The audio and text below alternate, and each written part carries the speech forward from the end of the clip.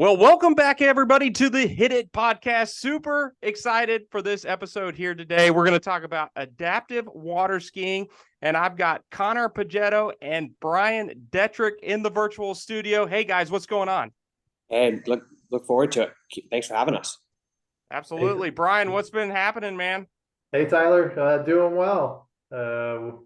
We just ended the World Championships for adaptive about a month ago, and it was a lot of work and preparation and during the event, and it's nice to have a little break from that. Absolutely. Team USA comes up on top again in the World Championships. We're going to recap that on this episode. And we also, with Connor, man, this is going to be a great episode. The first time I got to see you ski was at the Masters. I want to say it was like 3 or 4 years ago now. I can't believe how fast time flies. I got to see you jump there.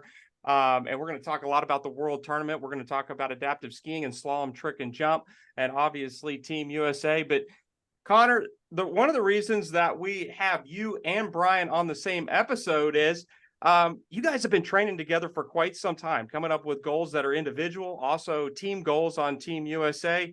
But Connor, tell us a little bit how you got introduced to the sport and how you and Brian met. So I started water skiing really, really young. I started water skiing when I was 6 years old with Disabled Sports Far West at the time, and now at Chief Tahoe. And it was just more of like a recreational kind of once a month maybe. And when they did the Learn to Ski days, moving on through that, snow skied more and more. And then 2011, I started kind of competing a little bit more with water skiing. And that's when I actually met Brian and his family and everybody out at Shortline Lake in 2011 at my first regionals. And then ever since then, it's been kind of always been working with Brian, working with the coaches, and ever since. So. Absolutely. And then Brian, you meet this guy named Connor, and it's like you guys come together, and that was the most impressive thing I ever seen. Like, we were sitting there, we knew Connor was coming in for a big jump. We don't know what it was measured at, by the way, the first time I saw you ski, Connor. I know that you wanted it measured, but you probably think it was a record. I think it was. It was one of the most impressive jumps I've ever seen, and we're going to see it here in this podcast of what you were able to put together at the World Tournament. But a tremendous athlete, Brian, when you take a look at Connor and what he's been able to accomplish in the sport. Yeah, from the get-go, we saw the drive and the interest that Connor had in the sport. And with him being local to Sacramento, my family and I, extended that invite to be able to come out and train at Shortline with us and make it a little more convenient for him. As many know, the Sacramento region has a huge opportunity for water skiing with the amount of lakes, and being able to provide him with that opportunity. And I grew up around disabled skiing with the disabled regionals and clinics being hosted at the home site at Shortline Lake. So ever since I was 2 or 3, I've been around the sport, and so it's great to have somebody local and young that really took to the sport.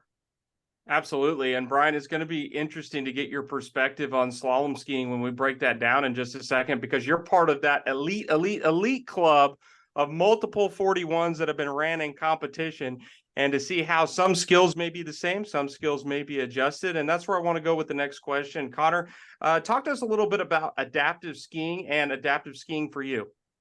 So adaptive skiing as a whole, we have a couple different categories really that get broken into. You're blind, amputee, or seated is really the biggest. Those are the main 3.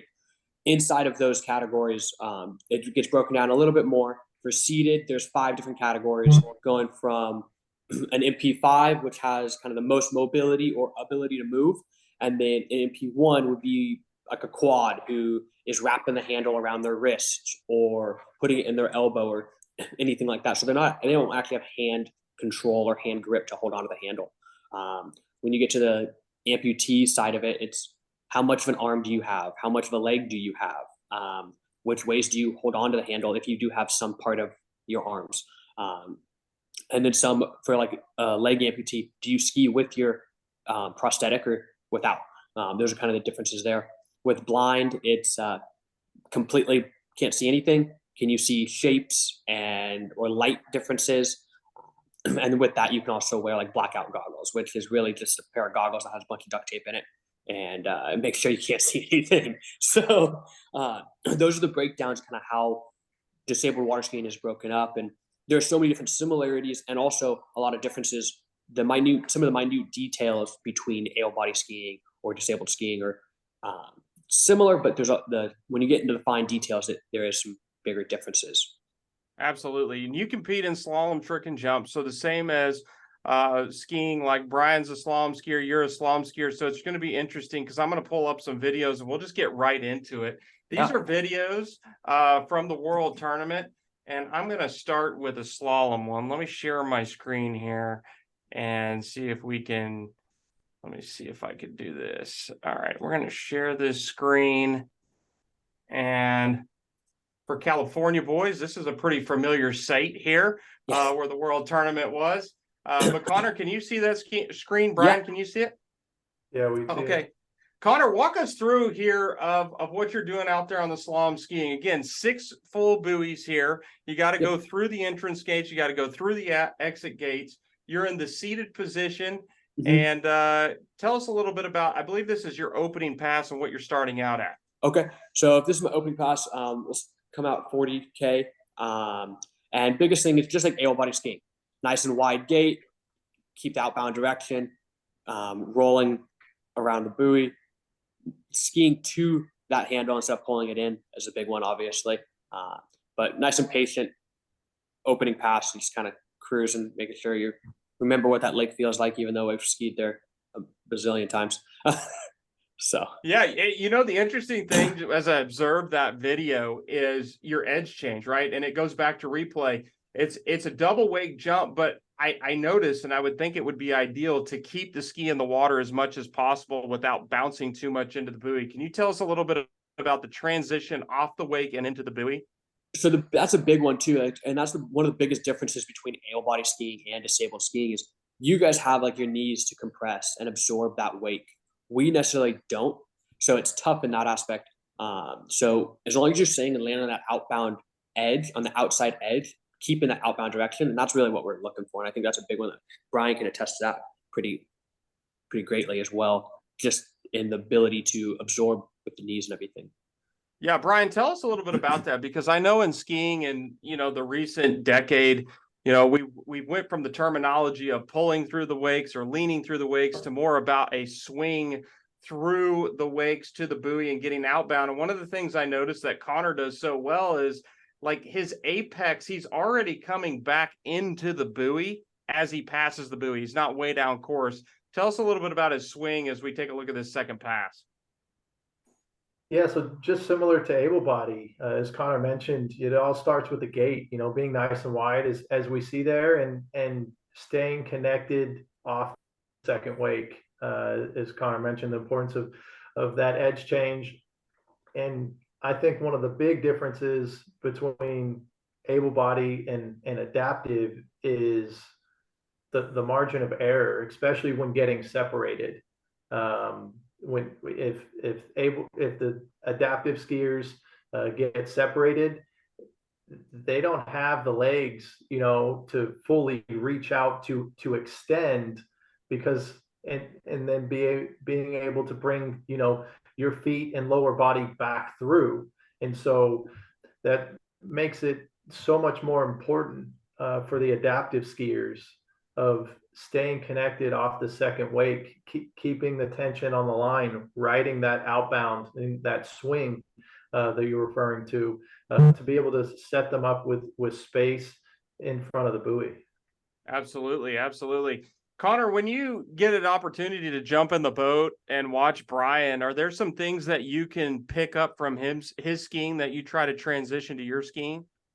I think that's a big thing too. I think when we're coaching and switching seats there for a little bit is some of the little hand positions. Because for me, my hand position is so much more important than really anything else. So he might pull out and do something a little different with his hand and say, hey, I'll notice that a lot faster than somebody else might, because that's the first thing I'm looking for. I'm not necessarily looking at his hips all the time or his knees or anything like that, because at the end of the day, I don't really use mine. So his hands are his shoulder position or his reach or anything like that would be something I would notice first. I think those are the biggest separators, and I think a big benefit too with being able to watch somebody at a level of Brian skiing and doing those differences, that I can pick up and see those minute details that do actually translate further down.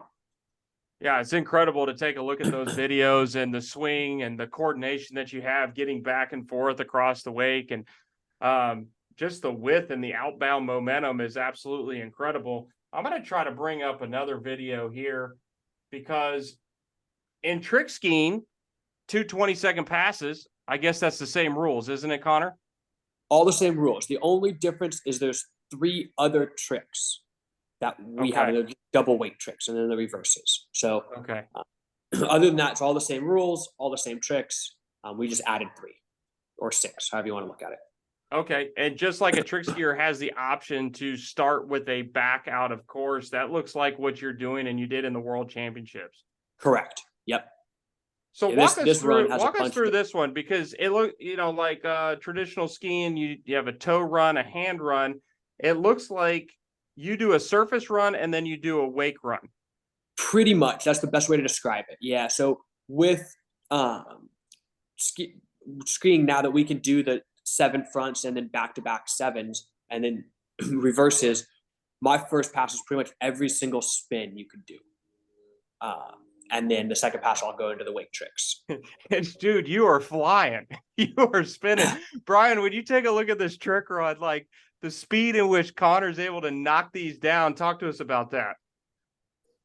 Yeah, I mean, it's incredible. He's definitely separated himself in the adaptive side with the speed and transitions from one trick to the next. I would, he would be the Pato font, of adaptive, of how quick Pato is able to transition in and out of tricks. He keeps the line tension that enables him to have that speed, and that's what Connor has had a lot of success, over his career in doing. And then with adding all these surface tricks that they're able to do, his just open the door to pile up the points.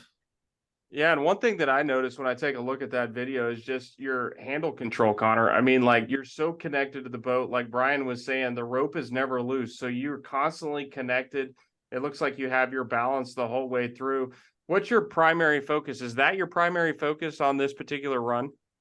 So at this point, my primary focus was mainly just making sure I kept spinning in the right direction, because it does get confusing. No, but the biggest thing is making sure that tension is always in the line, because the second I lose any bit of tension or any bit of have any slack in there, it definitely has that slowdown, because it's tight. Getting everything in is very, very close. So I got to make sure I keep all that tension all the way through. So you're coming in for pass number 2 here, and you start inside the wake, and there doesn't look to be a lot of spacing there. Is that because you're going wake to wake for the most part here? Yeah, so we shorten the rope here and make it a little easier to get those double wake tricks, so we can go a little bit faster. So here we'll start with single wake fronts and backs and the reverse, and then go right into double wakes. That is just so impressive. I mean, the control, able to land on the right part of the wake. We talk a lot about in trick skiing, casing the wake or landing on top of the wake or getting stuck down into the trough. Mm-hmm. I would assume finding the right wake height. I mean, do you guys adjust balance too in there and put more weight in to make sure you're landing in the right spot? A little bit. The biggest difference is going to be, we'll pick and choose different boats and how the boat's reacting. So for this was a different boat than what we were kind of training with. So just making sure we can get everything lined up and ready to go, so it's ready for the finals. We used it a little bit as a kind of a practice run and go for it. So that's awesome. That's awesome. So trick skiing, that means we're almost to my favorite event, which is the jumping event. And this is so impressive. And I have to build context for this. So Connor's coming in. We're doing an exhibition at the Masters. He's jumping, and I don't know how far that jump was. It looked like at the World Tournament, you go over 80 feet. What was your best jump at the Worlds? 83 feet was my best at Worlds. 83 feet. I mean, unbelievable. And we'll notice it's almost what we call a 3/4 cut. But are you looking at a 5, 6, and 700-foot buoy? Is that still kind of your gauge into the ramp? Yep. So all of that's the same. So jump rules are exactly the same as AO body rules. So the biggest thing I know, like Brian's a testament to this, is like, oh, paint your picture, get your pictures when we're coming out. So I have a count off the 500. It's kind of like a 6-second, 7-second count, depending on what it is, off the 500 when I'm cutting out. So. Well, this is really, really impressive. So you get way on the side of the boat, you're over there by the driver, you make that initial turn in, and then, I mean, the spacing between the second wake and the ramp there's not much distance there. I mean, do you pass often, or are you pretty much taking what you're getting after the second wake? It depends. Like if I'm not happy with it or anything like that, then I'm passing. But other than that, I'm going, because it's just a regular split is the boat path. So it's not like we're super close or anything like to the. We have some skiers who are literally like touching the skirt. That'll go over. So we're a little further out. Got a regular split going and take it into the base and have some fun. Talk to us a little bit about your body position coming into the base of the ramp, because you can see right at the end of that jump, almost like the tip wants to raise up before the landing. How do you maintain control so you're in a good landing position? What are you thinking about? The biggest thing is staying forward all the way, but just keep making sure my hands stay down. So when my hands raise up, it allows that tip to come up, and that's what ultimately gets me in a little bit of trouble. So the biggest thing is staying down and connected all the way through the base. Brian's yelled at me, I don't know how many times, if you stay down, hands moving, just little things. Because like, again, those hands position that we were talking about earlier with slalom, hands come into so much more play. And I think Brian can attest to this so much when he's seen it from both the shore or the boat. If I pull in just a touch, it makes all the difference in the world of going upside down or staying flat and level and not. Totally get it. Brian, as we watch and we take a look at this next jump, tell us a little bit about what Connor's alluding to with his hands and trying to coach him into the base of the ramp.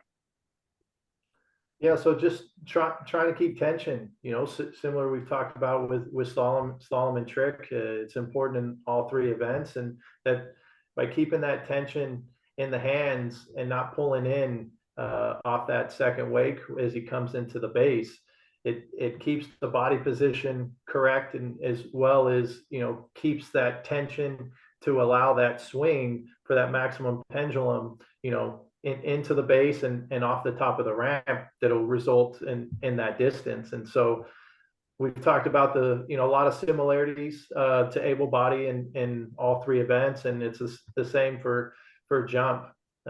Just the only difference is the impact, obviously is strong for able body, but able body has knees to absorb that impact. So Connor and the rest of the adaptive athletes, it's definitely a big impact, not only on the ramp, but as well as on the landing at times. Absolutely. So Connor, what is your personal best in jump? 83 feet is personal best. 83. So that was at the World Tournament, your personal best. Yeah, I tied it at the tournament a week before at the Labor Day record at Shortline. Actually, we set a new national record of 83, beating the last one of 82. And then obviously wanted to go a little further, but I'll take it. 83, I'm very happy with. So that I guess begs the question. At 83 feet, you're probably looking at the century mark of trying to get to 100. Would that be accurate? That's an ultimate goal. That's the goal. It's far. 83 is far, or 100 is far. I think Brian and I were talking about it a little bit too. I think that jump out Worlds was the furthest ever done by a seated skier. Wow. I think so what is it going to take to go 100? Is it, because I want to know the philosophy here. You're on like a very comfortable, big jump, 3/4. Is it going to be a full cut, or is there things you can do within that 3/4 cut that can make you go further? I think both options are there. I think staying down, I think having those hands down, I think there's a couple of jumps that at Worlds this last year or a month ago or so, that if I stayed down hands low, I think it could have been closer to that 90-foot mark. Obviously things didn't go as planned accordingly for that one this last month, but I think there's things that we can do to get to that 90 mark in the 3/4. But I think a double very possibly could be in the future. And but it's very calculated. People always ask, oh, what's your plan? What's this? Whatever Brian and Matt and those guys come up with, I kind of stick to their system. They create a plan and we go from there. It's worked for me pretty well for the last 10 years. I'm gonna stick to it. If it's not broke, don't fix it type of thing. Absolutely. It jumpers will tell you, and you know this just like everybody else. I mean, you got to respect the ramp. It's one thing to be respected. You always want to go further, but there's always somebody talking to you in your head going, maybe we'll just come up with a methodical approach. And looking at those jumps, Connor, though, I mean, they're as solid as can be. So I will not be surprised the day that you go 100 feet, and I hope that's very soon. Let's switch gears a little bit because we're talking about the World Tournament in context. Of course, the World Tournament in traditional skiing, slalom, trick, and jump just happened at Travers Ski School. So we're just off of that World Tournament. The Adaptive World Tournament was right before that. Brian, you've been part of coaching Team USA for quite some time. Tell us a little bit about Team USA and this particular World Tournament. Yeah, so we had a phenomenal tournament, as you mentioned. The team took home the gold. We had over 14,000 team points, which is going back in the records as far back as we go back. It's the highest team score in at least 17 years. So just phenomenal performances just from start to finish. We had a first skier went out and set world record for their category. So it really it was Alicia Nelson, and she just set the tone for the team, and everybody picked up from there. Connor, we were talking. Yeah, go ahead, Brian. Yeah, and what's a little different for making the team is Adaptive still has team trials. I know for able body, for all the teams have gotten away from that.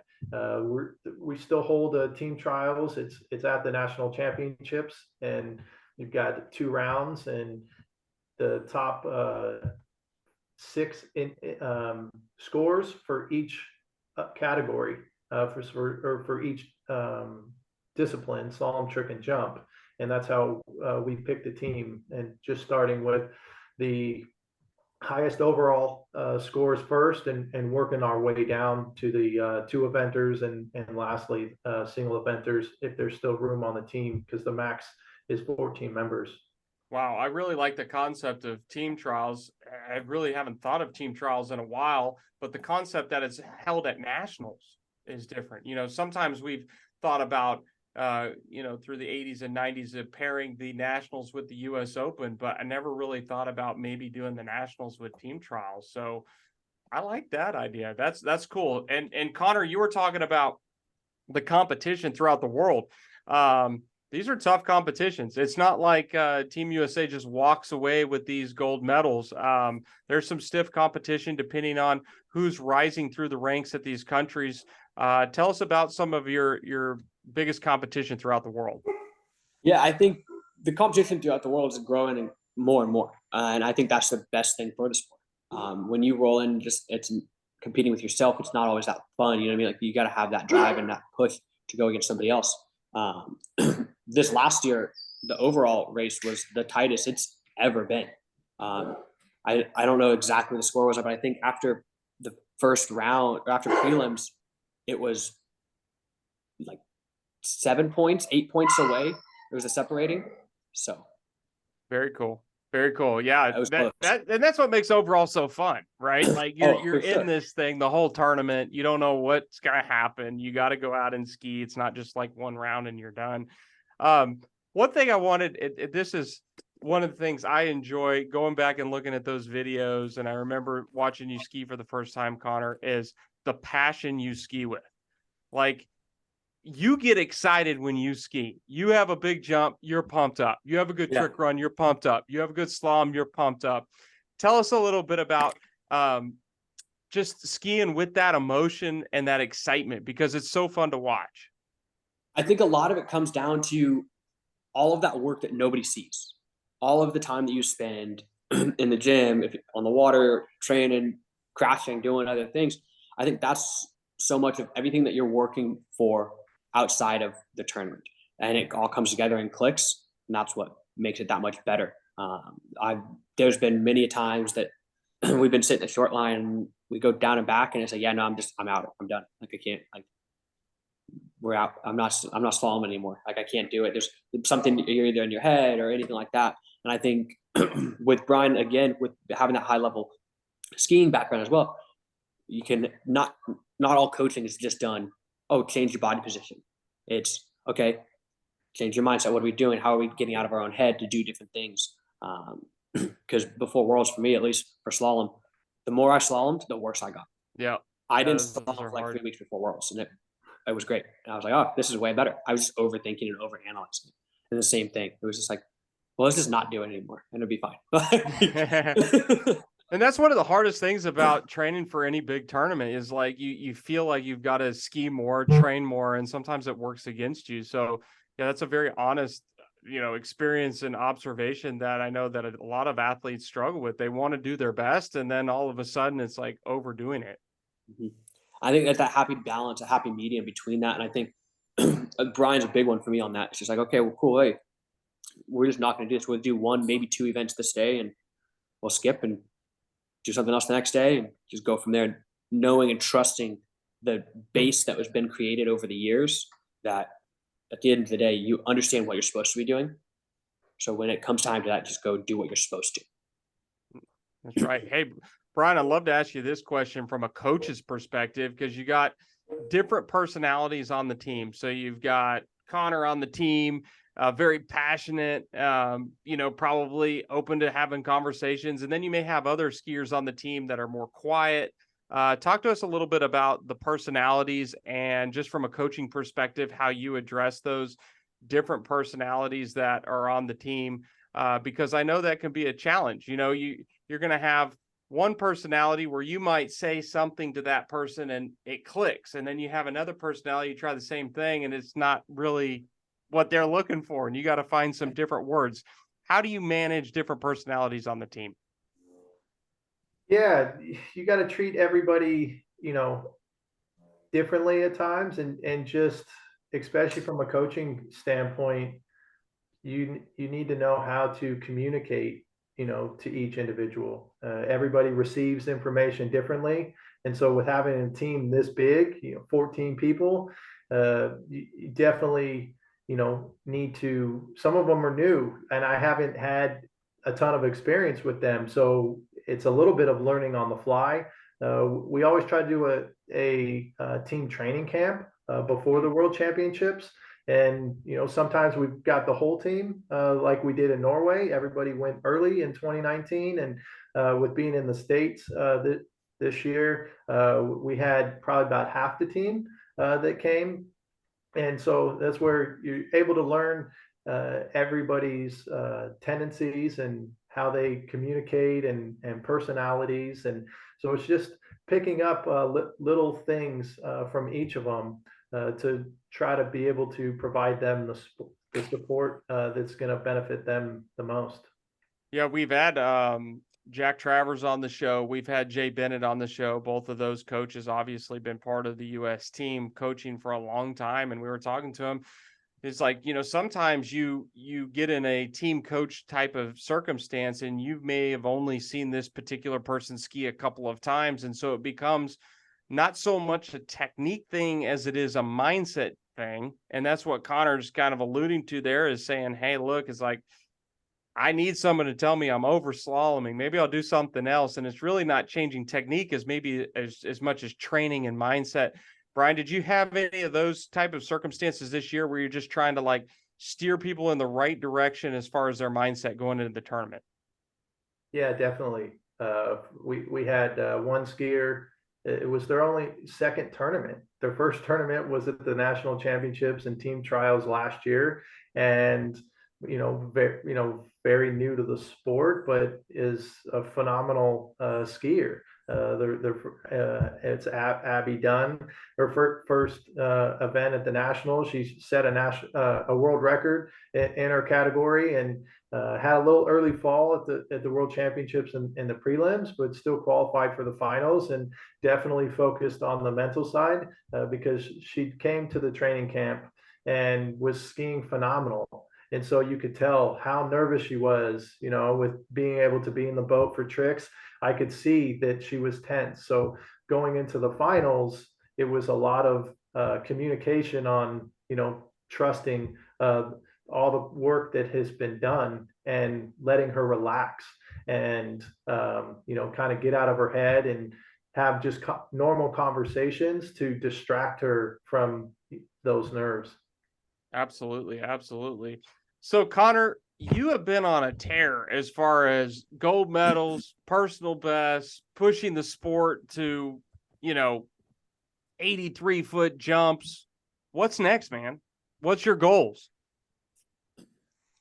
Goals moving forward, I'd love to be able to break that 2,000 mark for trick. That's a big one for me right now. There's, like I said, there's a little hiccup and lost a little bit of time on my run at Worlds, but that's going to be a big one. And then a new jump record. 86 feet is the current record. It's been that way for a very long time. And ideally, obviously, like you said, the ultimate goal is to see that 100-foot mark in a seated category. And biggest thing is baby steps to get there. It's getting the right steps going, getting the right body position, and getting those moving forward. I think another big side of it is more of a team aspect side. Getting back to constantly winning for the U.S. At a Worlds is very important. We were going for our 5th in a row in 2017 and came up just short and back in Australia. And so we're back on that track again. Okay, so now we're back to 2 in a row. Now let's make it 3 when we go back to Australia and keep going in these steps. And I think that's a big thing.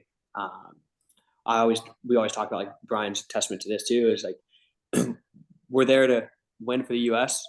And when you're doing everything you can for the U.S. to win, other things are going to come. And I think that's a prime example of what's going on.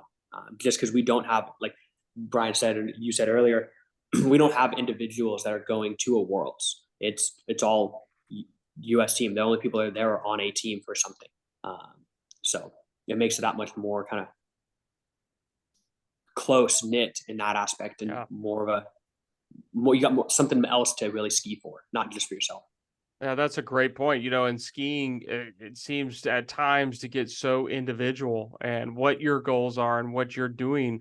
But if the ultimate goal is to bring home the gold medal for Team USA, you're pretty much interested in how everyone else is skiing all of the time, because you're going to be skiing together again.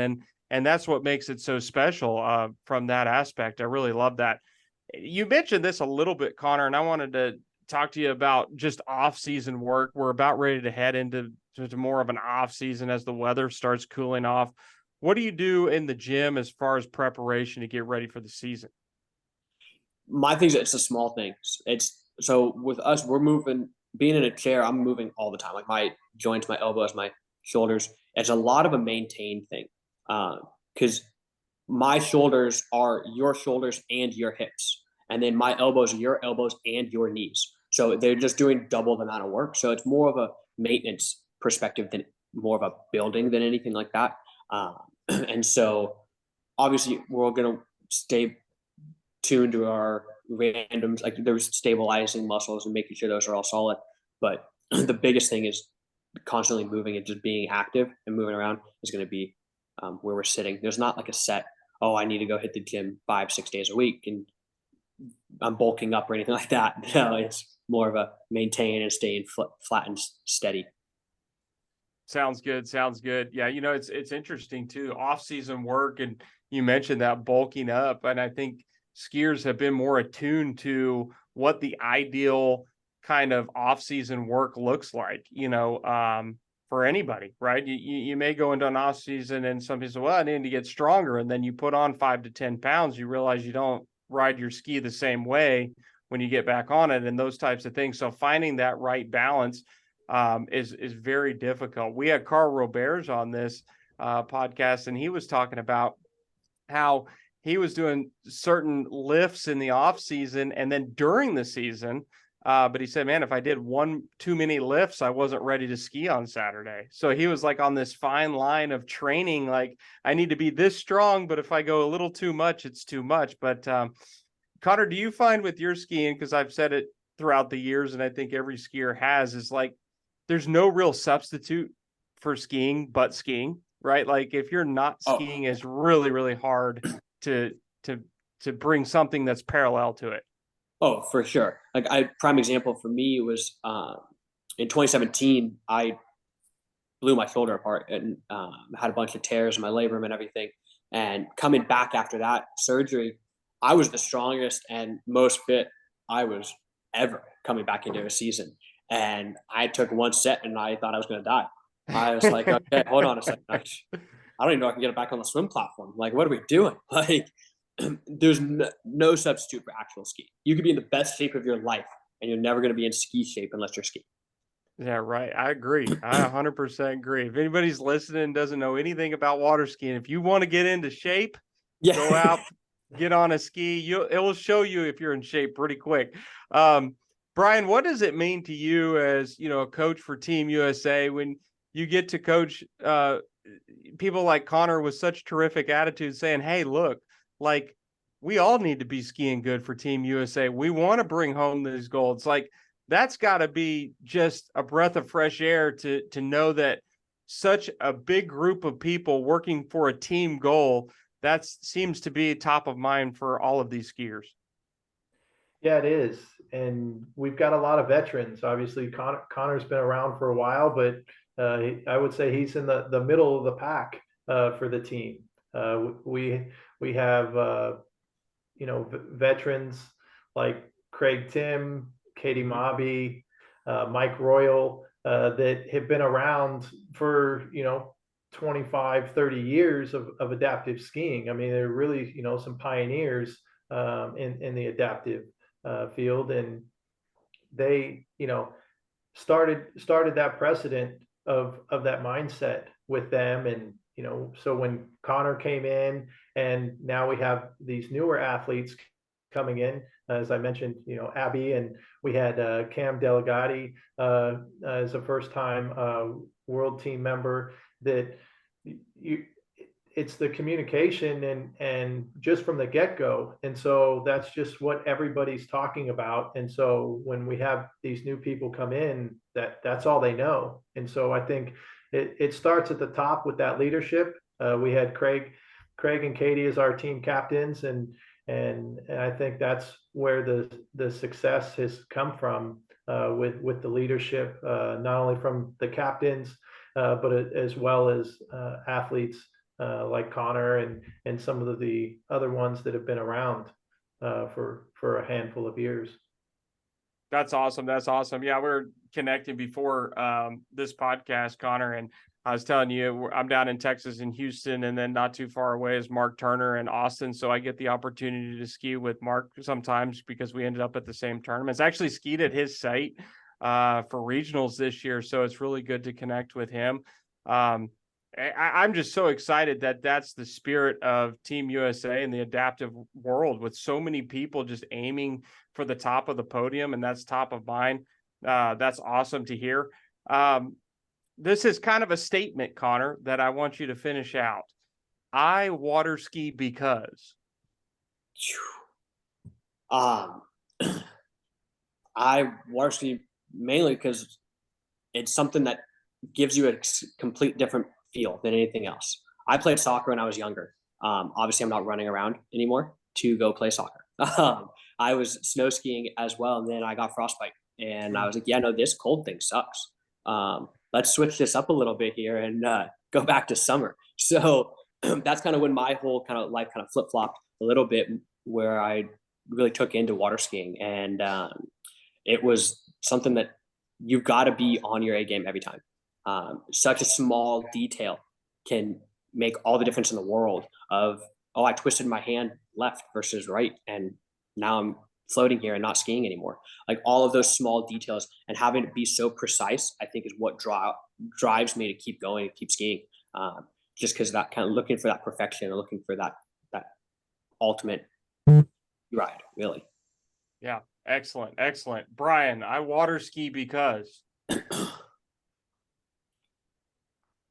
say the community, the people that I've been able to meet from around the world, and the cities and states and countries that the sport's taken me to. And like Connor mentioned, there's nothing else like it. Being on the water, and for me with slalom going 60, 70 miles an hour, there's nothing else like it. Enjoy the challenge that the sport provides, and really the never-ending chase with slalom skiing, and doing everything I can on and off the water to be the best skier I can be. And I think growing up in the sport, I believe just the foundation that it builds for life is unprecedented. We're around adults. You have to learn how to communicate with adults, and there's a lot of leadership opportunities with the judging and officiating, and I've even at the collegiate side of putting on events. And I think the sport offers a lot of those experiences that really set people up for success. And I know you grew up around the sport as well, and I think that's where we see a lot of successful people, not only on the water but off the water with the sport. Yeah, I couldn't agree more. Well, I can tell you this, Connor, you got a really, really, really good coach. Believe it or not, I grew up in the Western region. And since I'm talking to two California boys, back then I was a Colorado boy, and I actually had some records until this guy named Brian Detrick came into the scene. And yeah, you'd have to go way back into the archives because I think he got them all. He's been doing it for a long time. He's been incredible for a long time. And I know he knows what he's talking about. So, guys, this has been a fantastic podcast. And I always want to give an opportunity if somebody wants to reach out and find you guys, or where they could find more information about adaptive skiing. I want you guys to be able to speak to that. So Connor, if people want to get in touch with you, where would they be able to find you? Any social media stuff, just my name, Connor Poggetto. Super easy. Reach out to me there. And if you guys, anybody listening to this and needs setup stuff, needs gear, we've got some of the best setup people in the world on the West Coast and over here. So we can get you all dialed, get you set up, and have stuff sent to you, get things set up so you can get back on the water and get on the water to begin with. So we've got tons of coaching over here. And if you come out and you want to ski, you want to do these things, always here. Sounds good. Sounds good. Brian, where can people find you? Yeah, social media as well. Most of it's just Brian Detrick or Brian_Detrick. And for adaptive, we've got the USA Adaptive waterski.org website where you can find a lot of information. There's programs throughout the country that offer learn to ski days, and so taking advantage of no matter where you are in the country, and no matter what your disability is. Like Connor's mentioned, we have athletes with all kinds of disabilities, from any spinal cord injury to double leg or single leg amputees, to blind, even individuals that have multiple disabilities where they might have an arm and leg disability. So we work with athletes of all abilities, and great opportunity. We've talked about the positive things about water skiing, and especially the adaptive side, and just looking forward to continuing to grow the sport, not only on the able body but the adaptive side, and look forward to building Team USA further. That's awesome. Well, guys, this has been a pleasure to catch up with you guys. And I also want to give a big shout out to Kelvin Kelm so much for putting the World Tournament on YouTube. You can check out more of Connor and Team USA if you go to Kelvin Kelm's site there on YouTube. The whole World Tournament, I think, what was it, 4 days, Connor? Was it 4 days? Yeah, 4 days. He's got all 4 days up there. Everything's on there. Didn't miss a thing. So that's always good. Got every moment. Well, guys, until next time, we're signing off.